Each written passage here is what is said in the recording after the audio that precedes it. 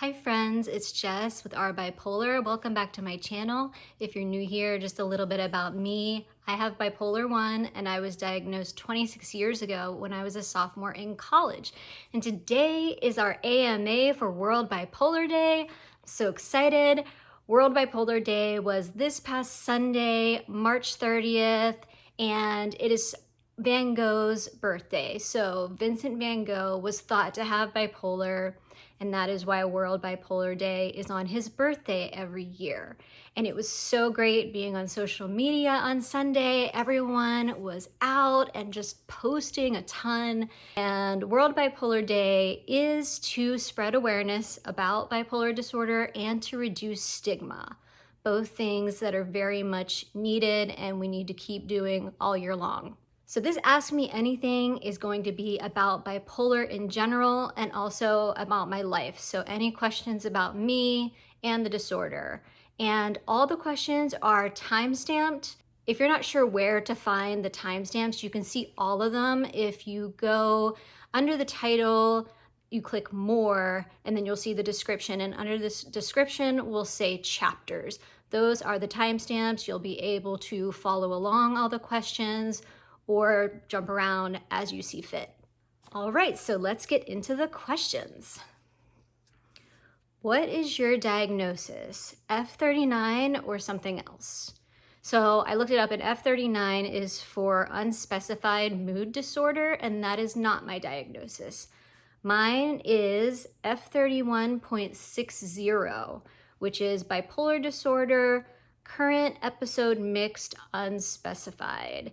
And I think it says current episode. Obviously, I'm not in an episode, but my most recent episode was mixed mania. That is very common for me. I take Seroquel for mania. What are the side effects?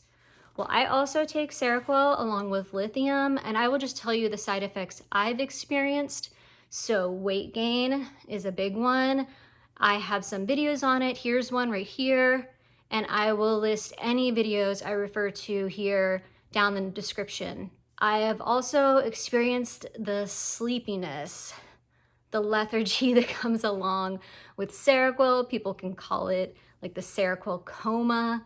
So it can be pretty significant. I know you can also have movement problems, movement disorders like tardive dyskinesia. I'm sure there are other side effects. I will put a link down below.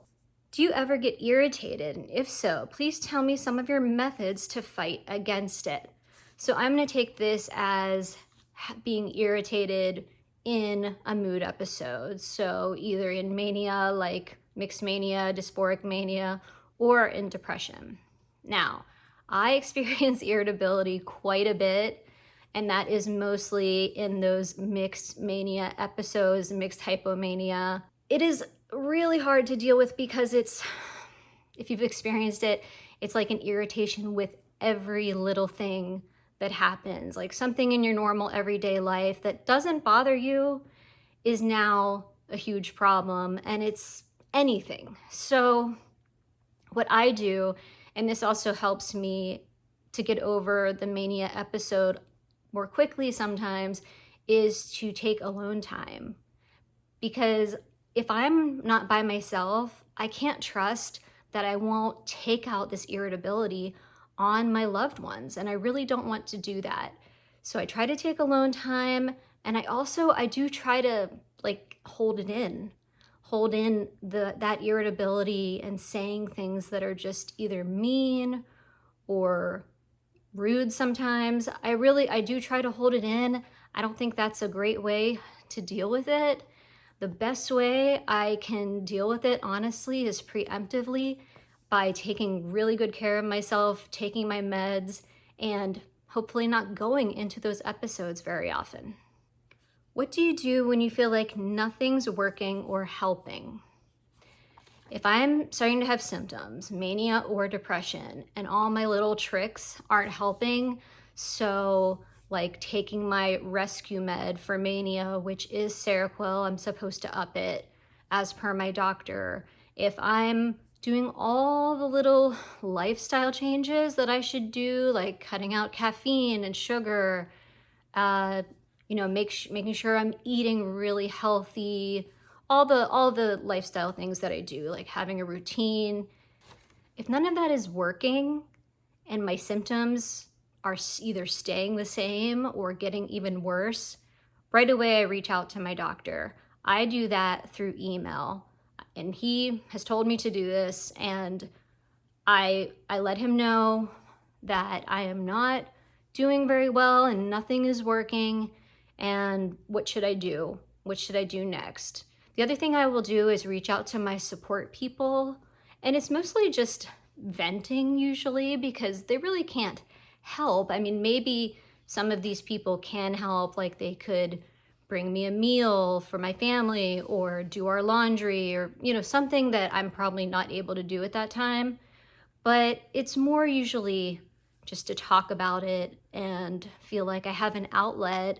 And that's usually people like my friend Keith, my friend Moss, my cousin Alana.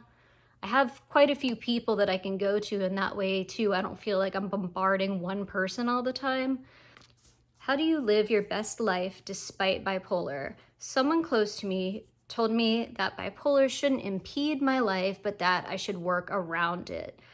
So I think I do work around bipolar, but it does also impede my life. So I don't know if this person who gave you that advice also has bipolar or not, but if you're having a lot of trouble with bipolar, it's really hard for it not to impede your life in some way and to just work around it. So I think if someone told me that, I would be a little irritable, and not because of symptoms, but I understand what they're saying. You need to find ways to live your life, live the best life you can while having bipolar. And I think I do that for the most part. I mean, I'm definitely not perfect, and I make mistakes, and like I'll start staying up late for no reason. I'm not getting as much sleep, and that's really dumb for me to do because sleep is so important. I try to do all the lifestyle changes. I try to make sure I'm seeing my psychiatrist regularly, and I just really try to take care of myself.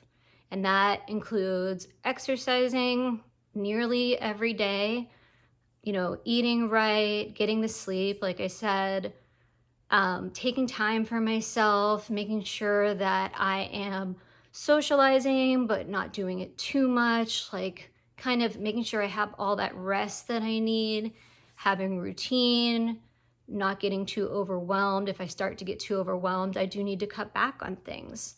So I think that's how I've done it, but you really need that medication part.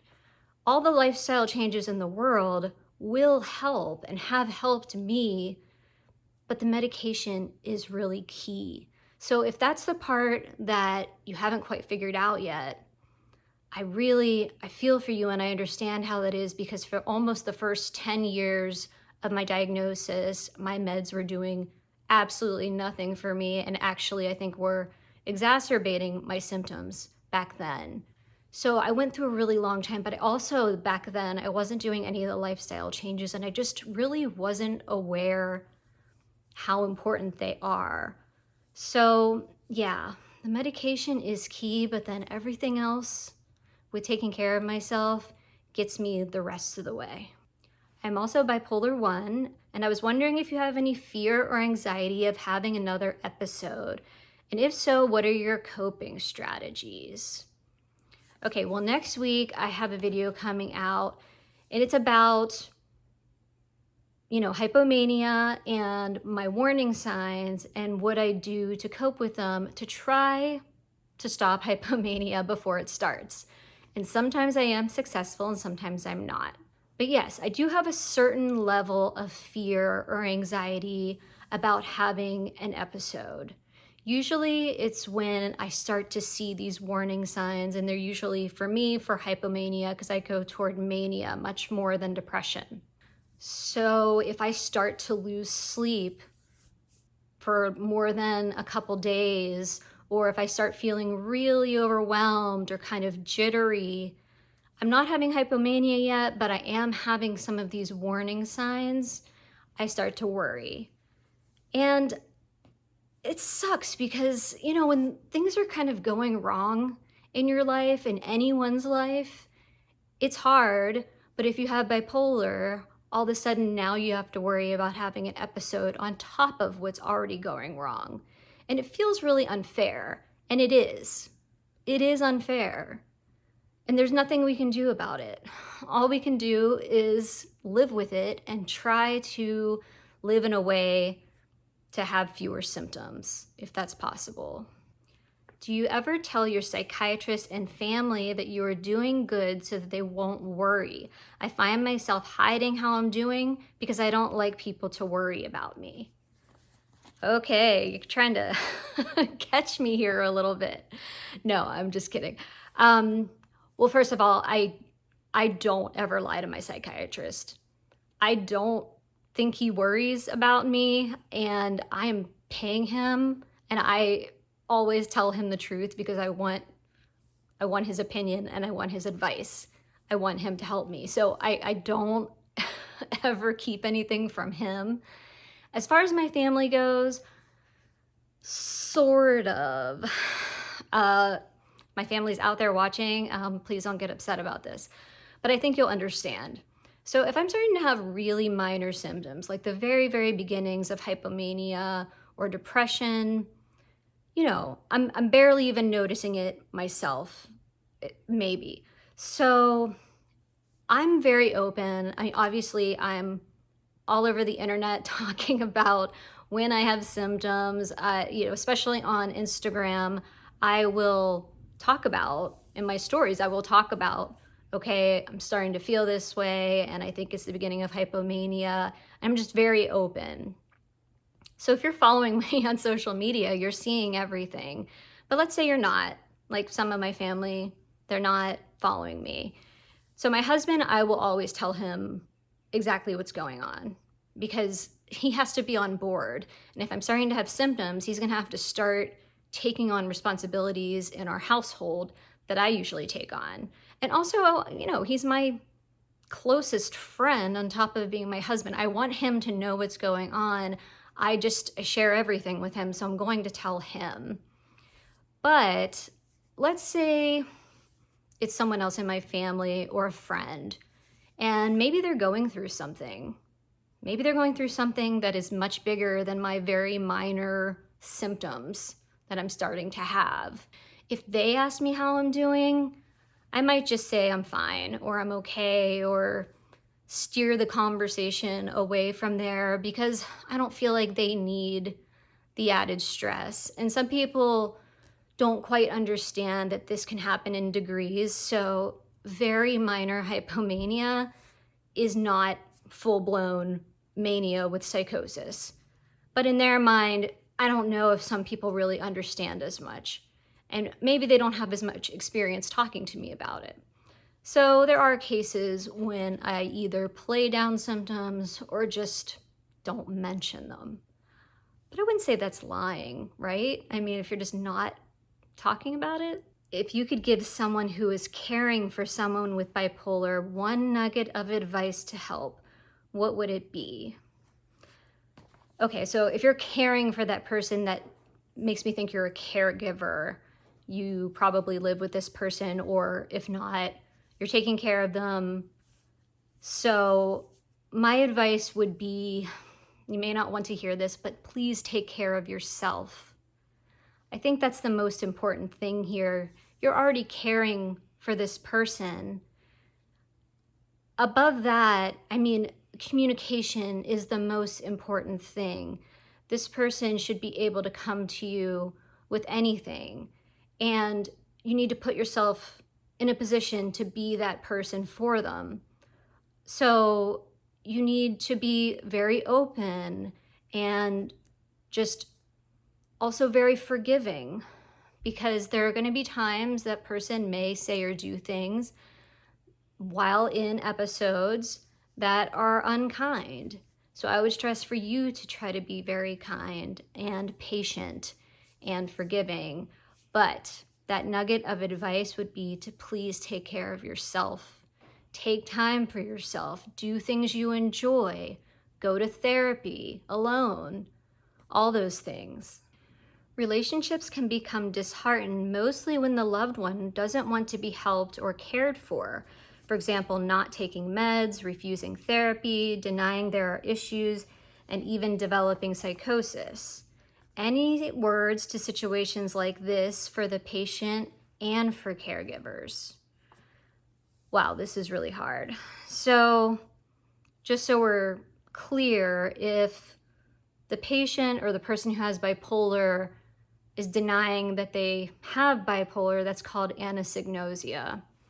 If that's what's going on, I really don't know what advice I can give to the patient. It's very hard to convince someone of something that they don't believe if they don't think they have an illness at all.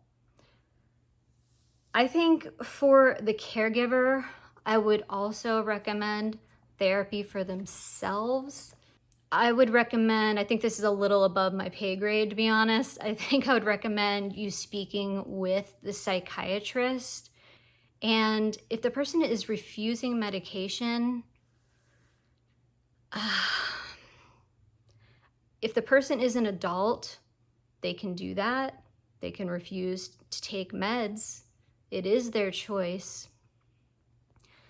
I know there's also a way, and I have a video on this, I'll link it right here, and I'll put it in the description, where the caregiver, if they're not already a parent to the person, let's say this person is over 18, you can become their legal guardian, and you can kind of make some of these things happen, like them taking medication or be given injections, things like that. So I think you should look at that video for a little more advice. You've done a great job with your work life. What sites, people, or organizations would you recommend for bipolar candidates with advanced degrees? Okay, just first of all, I don't have an advanced degree. Not saying that you're saying I do, but I actually was halfway through a master's degree in literature and I had to stop. Guess why? Bipolar disorder.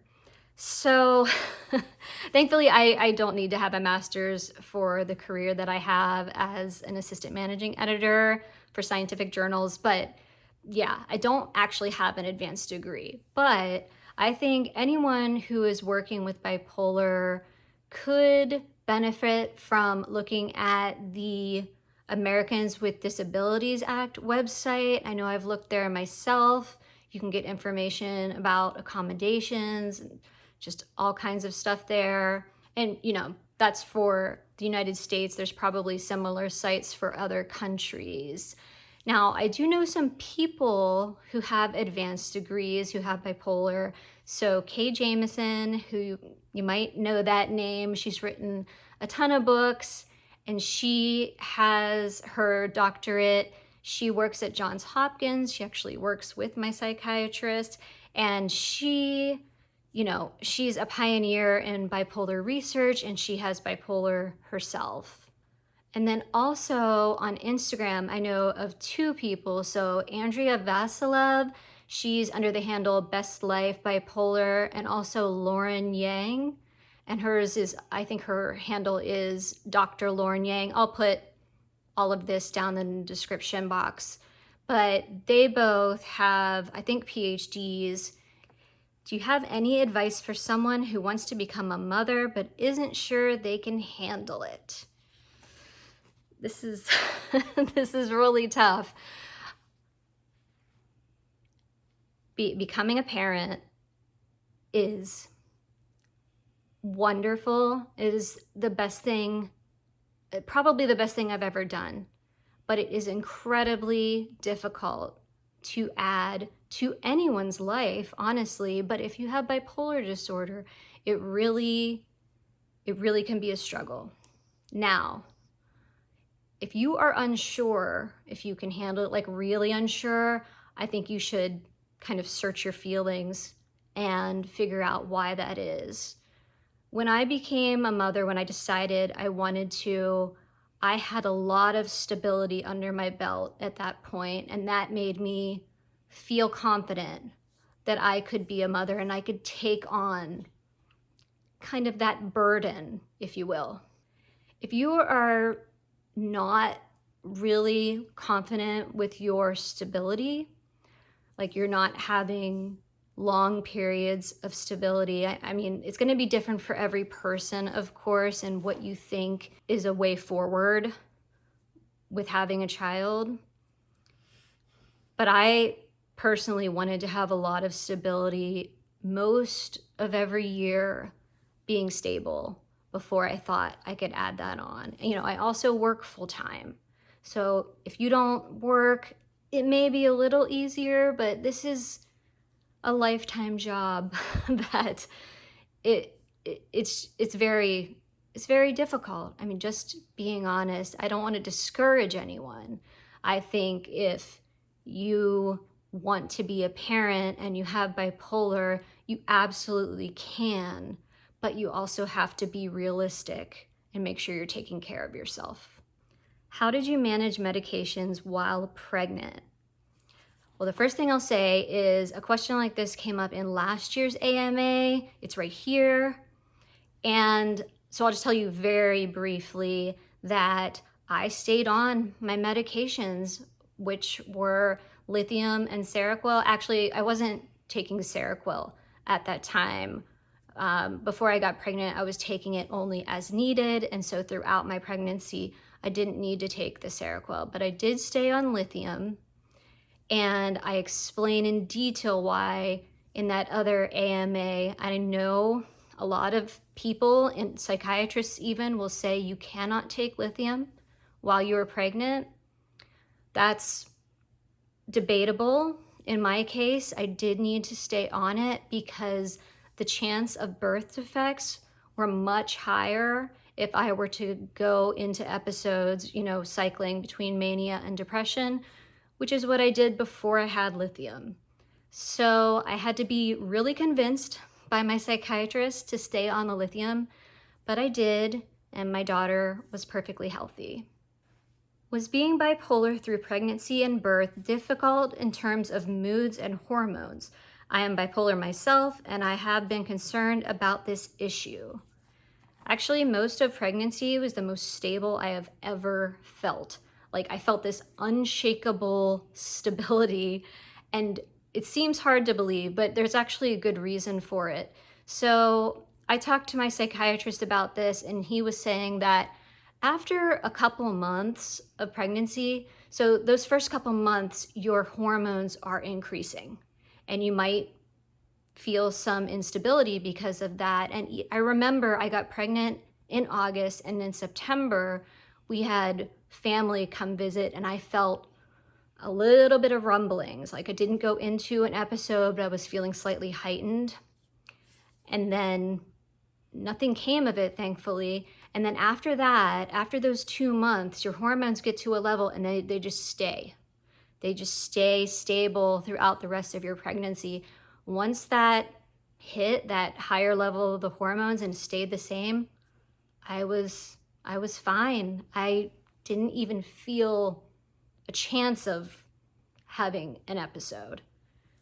It was like one of the best I ever felt in terms of bipolar. I know it's shocking, but you also asked about throughout the birth. So I gave birth, like I said, I was on the lithium already, so I stayed on the lithium. And I know for people with bipolar, there's a higher risk of postpartum depression, postpartum psychosis, or just going into episodes, mania. And I didn't have any of that. I did really well, but I did keep my sleep very good even after having the baby. And I have a video about bipolar and pregnancy. I'll link it here and you can see more about that. Not sure how old your daughter is, but have you told her anything about being bipolar? What are your thoughts on children knowing about mental health? Well, I'll answer the second question first. I think children should definitely know about mental health. I mean, I talk to my daughter all the time about how she's feeling and what's going on, and just talking about myself as well, all those things. I think therapy is great for kids and adults. I mean, everyone should be in therapy. And yes, I have told my daughter about having bipolar disorder. She's 9 years old. She just turned 9. So she knows about it, but she doesn't know that much. She doesn't know all the details. Like if you asked her, like, what is a manic episode? She wouldn't really know all the details about that. But she knows I have a mental illness. She knows that my brain operates a little different than most people's. And I think she's starting to understand it. When she was a little younger, she knew I had bipolar. And then she also knew that I suffered from chronic migraine. And I think I realized not that long ago that bipolar and migraine were sort of like the same in her mind.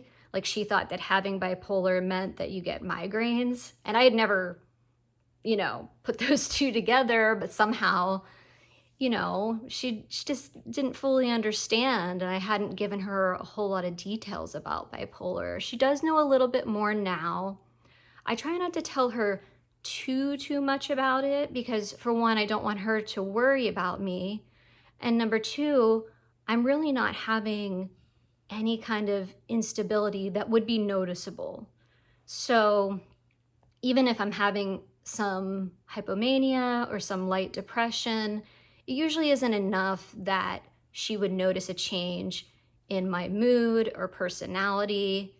She might notice at times if I'm a little more irritable, things like that, but sometimes I'm irritable for no reason at all. I mean, not because of bipolar. I think as she gets a little older, we'll share more. I know my psychiatrist told me about a study it showed that if you wait until like around the middle school years, that the children won't worry quite as much about the parent who has bipolar if you wait to kind of tell them everything. But my daughter does know that sleep is very important for me, and from a very young age, she knew that she couldn't wake me up at night. She would have to go to my husband, Brian, with any kind of an issue. And luckily, she's always been a great sleeper, and she's never slept in our bed or anything like that because of my need for quality sleep. So, and everyone is going to have their own opinions on when to tell children. I know I've heard of friends who told their children pretty much everything at a younger age than 9. This is what I'm choosing to do as of now. What do people find hard to understand about you? I don't know. I've never been someone that people understood all that well. And I think maybe it does have to do with having bipolar. I mean, there are a lot of things that I do that at least other parents I know are not really doing. Like, I'm not all that social, and sometimes maybe I seem withdrawn or just not interested, perhaps. And it's not that I'm not interested, but I am protecting myself. I'm protecting my energy. And I don't want to use that energy in a way that's not going to serve me. So I think that I can seem maybe a little strange at times, or odd, weird, but I've always been odd and weird before I knew about having bipolar, before I ever had a single symptom. So maybe that's kind of hard to understand, like why I am that way. I don't know. What do you guys think? I'm from Maryland. Do you miss living in DC? So I used to live in DC. I lived there for about 13 years. I had my daughter there, and then when she was 1, we moved back to Pittsburgh, where I'm from originally. Do I miss living in DC? Overall, no, I don't. DC gave me so much. I actually loved living there most of the time I was there. It was fun and exciting. You're meeting new people all the time. People, come and go from that city. It's very transient. And being in my 20s and even early 30s in DC was great. And then, you know, we bought a home there. And once we had our daughter, we were just kind of like, we're done. We, we were just tired of all the traffic and just so, it was so busy. It was more stressful. And when I was able to work from home, we were like, okay, we need to be around family. And, you know, my parents were retiring at that time. It just made more sense to be closer to them and to be closer to other family. And it's just so much more affordable in Pittsburgh. It's, you know, it's just better for us all around. It's a slower pace. I never have to drive on a highway, let alone on the Beltway in DC where there's like 6 lanes of traffic. I mean, yeah, I don't really miss DC. The one thing I miss, well, 2 things. I miss my friend Keith, who was my next door neighbor back in DC, and I miss all the food options, all the restaurants, like every possible cuisine from all over the world. I do miss that. All right, final question. What is your biggest accomplishment in life? No, you can't do this to me. Okay, seriously, I think my biggest accomplishment in life is being here. Like still being here. There were so many times, I just never thought I would live to be in my 40s. I mean, I'm 45. I'm very proud of that. That almost didn't happen. Sorry, I'm not gonna get choked up. But wow, being here made everything possible. Holding on and being here meant that I got to finally get a handle on my bipolar, and it's not perfect, and I will never be completely symptom free. I will have symptoms every single year at different times. But I got to this place of stability I had never known. I was able to keep a job, and now I've been at my job for 17 years. I met my husband. I got married to like the most wonderful person I've ever known. I get to see him and live with him daily. I mean, yes, he went through a surgery this fall that was really scary, but I would never want to be anywhere but by his side. And I got to have my daughter. I'm sorry. I just, being here, staying, made everything possible. I get to be a bipolar advocate.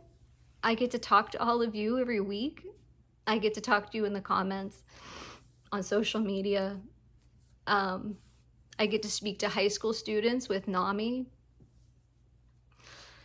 And I get to try to, you know, do what World Bipolar Day is all about, which is spreading awareness, reducing stigma. I'm so grateful. I'm so grateful to be here. All right, everyone. Well, thank you for watching this video, and I'll see you in the next one. Bye.